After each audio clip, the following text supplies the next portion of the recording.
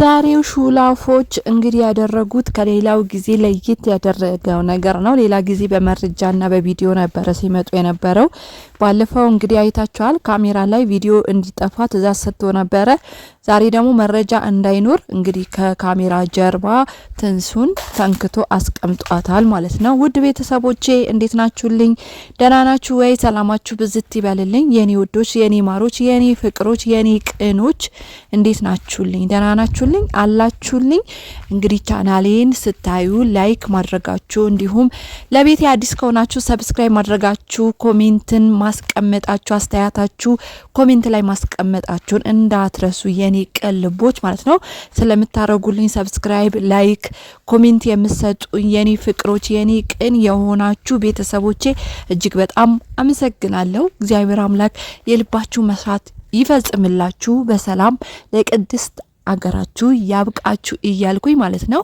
እውነት እኔ በእነትንሱ ማለት ነው እውነቴ ነው የምላችሁ እግዚአብሔርን እነሱ ለምንም ነገር አድርገው ሊሰሩ ይችላሉ፣ ግን እኔ በጣም ጨጓራ እየተነሳብኝ ነው። ከምሬ ነው የምላችሁ። በጣም ነው የምናደደው። በጣም ቪዲዮውን ሳየው በቃ አጠገባ በሆነ የሚል ነገር ስሜት ነው የሚሰማኝ። በቃ ልጁ እንዴት እንደማደርገው በቃ ታውቃላችሁ። ጨጓራ እርር ነው የሚያደርገኝ።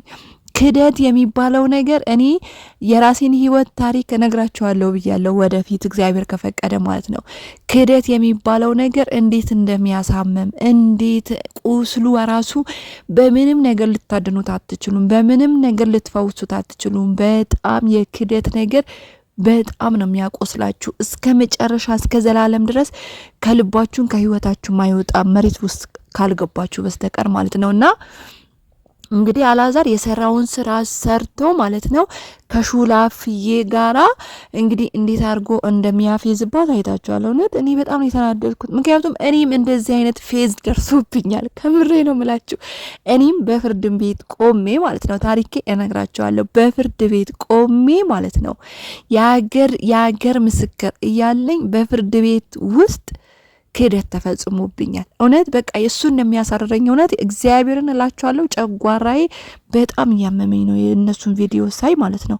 በተለይ የሹል አፍና ያላዛርን ነገር ሳይ ማለት ነው በጣም ጨጓራ እየተነሳብኝ ነው። ምክንያቱም ለካ እኔ ብቻ አይደለሁም እንዴ ለሌላውም ክደት አለበት እንዴ? እንደዚህ ነገር ለካ ሁሉም ወንዶች አንድ አይነት ናቸው እንዴ? ሁሉም እንደዚህ ናቸው እንዴ እያልኩኝ ነው እውነት ቪዲዮውን በቃ ርር ብዬ ማዳምጠው ማለት ነው። እኔ በፍርድ ቤት ማለት ነው ወደፊት ምናልባት አሁን ማለት ነው የኔን የህይወት ታሪክ የምታልፍ ሴት ስለምትኖር የህይወት ታሪኬ ወደፊት በደንብ ነው መነግራችሁ፣ በደንብ በቪዲዮ ወጥቼ ነው መነግራችሁ ማለት ነውና ከዛ አሁን አይታችኋል። ራሱ ፈንክቶ ራሱ ደብድቧት እንግዲህ ማን የደበደበሽ አድርጎ ሲያስመስል እውነቴ ነው መላችሁ እንዴት እንደሚያሳምም ወይኔ እህቶቼ እንዴት ብዬ ልንገራችሁ እንዴት እንደሚያሳምም በቃ እንዴት እንደሚያቆስል መቼም ልትፈወሱበት ማትችሉት ነገር ነው እንደዚህ አይነት ክደቶች ማለት ነው። መቼም ተደርጋችሁ አላደረኩም፣ ተመታችሁ አልመታሁም፣ የሆነ ነገር ሆናችሁ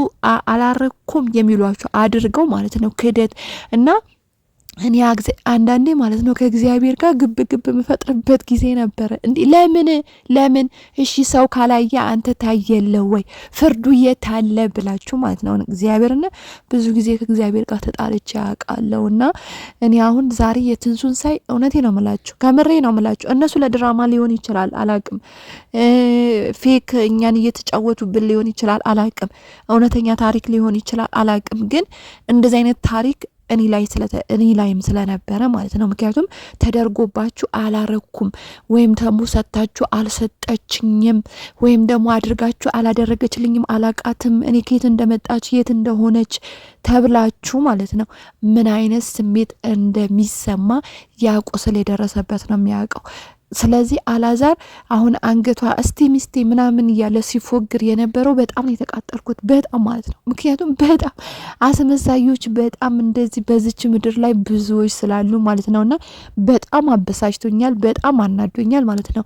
ሹላፍ ደግሞ ባላወቀ እንዴት አድርጋ እንደምሸውድ አይታችኋል። እንግዲህ ሹላፍ ብላችሁ ኮሜንት ላይ ስለጻፈችሁልኝ ማለት ነው የእናንተን ኮሜንት አስተያየት አከብራለሁ የኔ ፍቅሮች ማለት ነውና ሹላፍ ደግሞ ማለት ነው እንዴ ስታስመስል እንደነበር አውቀው ተነጋግረው እኮ ነው።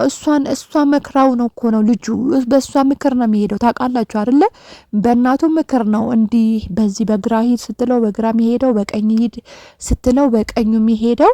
ግን አውቃ ስታስመስላት መታሃት ነው እንደዚህ ብለሃት ነው ምን ጥሴ ነው ስትለው ውሸት አውቃ ነው። ሌባ በሏት አውቃ ነው።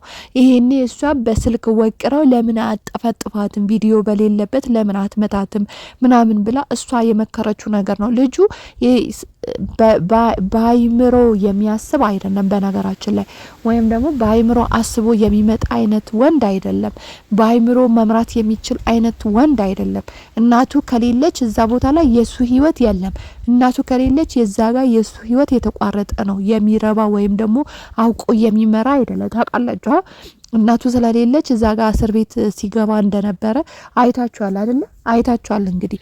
ስለዚህ ልጁ ማለት ነው እኔ እንደዚህ አይነት ሰዎች እኔ የአይምሮ ይሄ ምንድነው ኦቲዝም ምናምን አለባቸው የሚባሉ ሰዎች ናቸው እንደዚህ በሰዎች መመራት የሚችሉት እንጂ ልክ እንዳላዛር ጤነኛ ብለን ነው የምናስበው። እኛ ነን እንግዲህ ጤነኛ ብለን የምናስበው እንጂ እሱ አይምሮ ሊታመም ይችላል፣ ታማሚ ሊሆን ይችላል አናቅም። ቪዲዮ ላይ ሲመጣ በፊት በሚሰራው ነገር ጤነኛ መስሎን ሊመስለን ይችላል እንጂ ልጁ ጤነኛም ላይሆን ይችላልና እንደዛ ያለባቸው ሰዎች ናቸው። እናታቸው አባታቸው በዚህ ግባ በዚህ ውጣ፣ ይሄን ብላ ይሄን አትብላ፣ ከዚህ ተኛ ከዚህ ተነስ የሚሉት እንደዚህ አይነት የአይምሮ ህመምተኛ የሆኑት ናቸው እንጂ ጤነኛ የሆኑት በሰው ዘንድ ለዛውም ለአቅመ አዳም ደርሳችሁ ለአቅመ አዳም ደርሳችሁ ለዛውም ትዳር ይዛችሁ ለዛውም ልጅ ሊመጣላችሁ እግዚአብሔር በበረከት የጎበኛችሁ በበረከት ያሰባችሁ ሰዎች በዚህ ልክ በእናት በአባት በእህት በወንድም በአክስት በምናምን የሚመራ አይነት ሰው ማለት ነው ጤነኛ ብለን አናስበውም፣ እውነት ለመናገር ማለት ነው።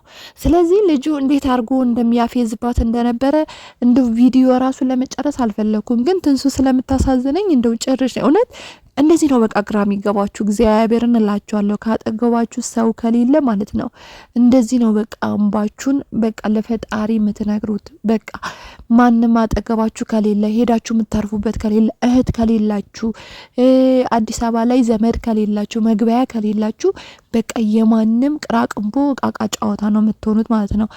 ትንሱ የሆነ እህት ቢኖራት አዲስ አበባ ውስጥ ወንድም ቢኖራት ወይም ደግሞ የሆነ በቃ እሷን የሚያቀርባት አይነት ወንድም የሚያኮራ ቤተሰብ ዘመድ አጎት ምናምን ቢኖራት እውነት ለመናገር እነዚህ ሰዎች በዚህን ደረጃ እንደዚህ አይዳፈሯትም ነበረ፣ በዚህን ደረጃ እንደዚህ አይሆኑባትም ነበረ። እግዚአብሔርን ነው የምላችሁ።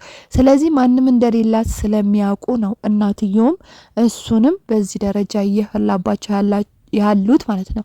ነግራችኋለሁ በህይወታችሁ ማለት ነው ባል ልትወልዱ ትችላላችሁ፣ ባላችሁ ልትወልዱ ትችላላችሁ፣ ፍቅረኛ ሊኖራችሁ ይችላል ልትወዱት ትችላላችሁ።